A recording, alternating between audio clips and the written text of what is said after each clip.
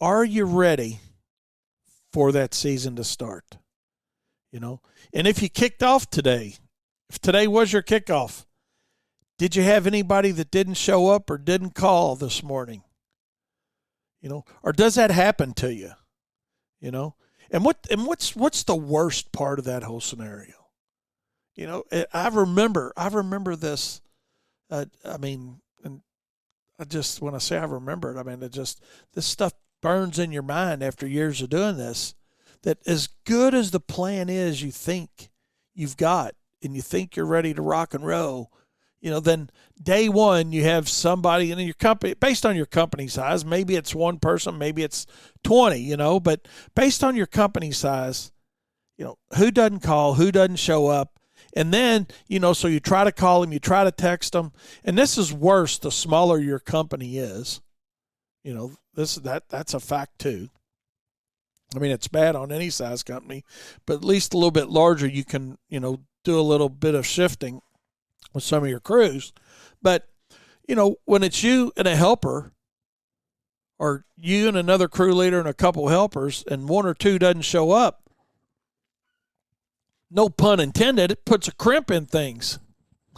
Kind of like our hose got crimped too tight on that skid steer, And then they don't answer the text, they don't answer their phone, and then your stomach begins to hurt.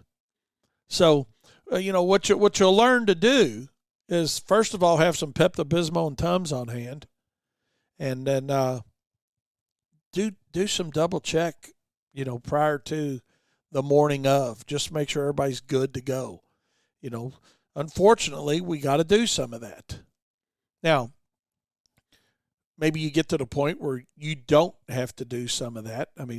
We're very fortunate with that here at Wayne's Lawn Service. We got some awesome people that work here with us, show up, they do their job, and everything's good, But until you get to that point, you've got to think about what you can put in place to try to solve that problem. And realistically, it's just hiring better people.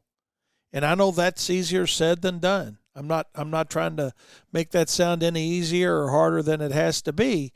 But the reality of it is, sometimes it can be a challenge, to find that person that really cares about coming to work. And maybe we'll make that a conversation here, pretty quickly about, trying to hire the right people, because I don't think there's one simple answer.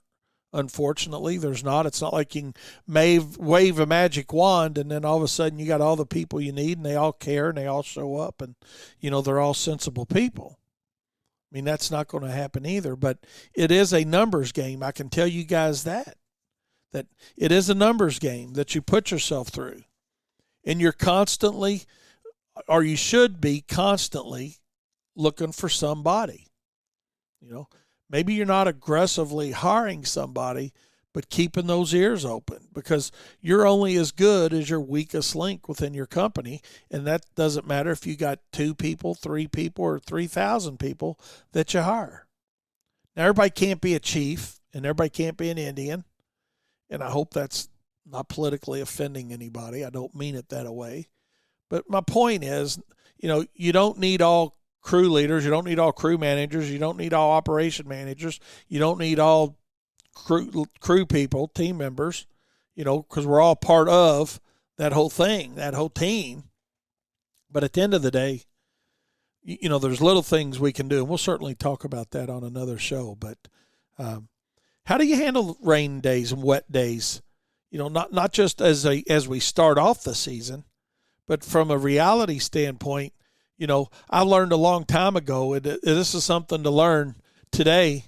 Darren, you probably already know this, so I don't know that this will be anything that you're going to learn today, but you learned it at some point, I'm sure, like I did, that just because you've got rain in the forecast, do not hold your crews back.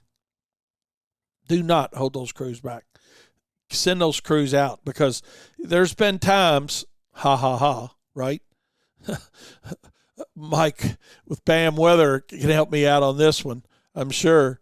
There's been times when you listen to a certain weather forecast and they say, yeah, man, we're going to have rain by 10 or rain by noon or rain by whatever, and it doesn't happen, you know. So part of being successful in this business is having a reliable forecast from somebody that you trust, and a lot of times that's not going to be your local media.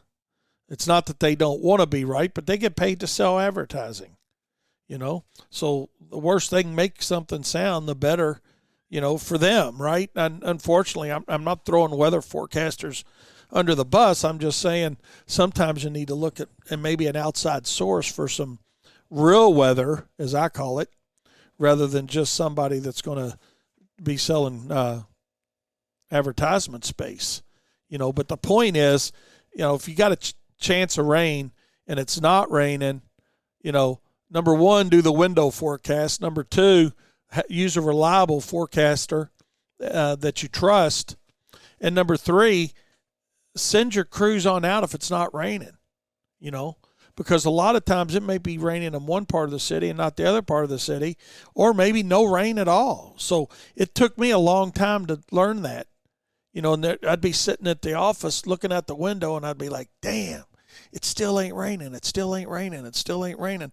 You know, there's 3 hours, you know, we've left, you know, on the table there that we didn't go out and do work on that we could have.